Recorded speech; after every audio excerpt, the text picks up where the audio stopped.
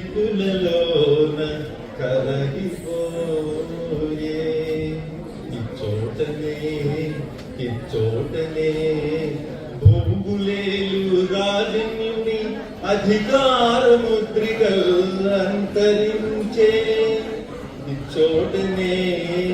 లేద ఇల్లాలి నల్ల పూజల సౌరు గంగలో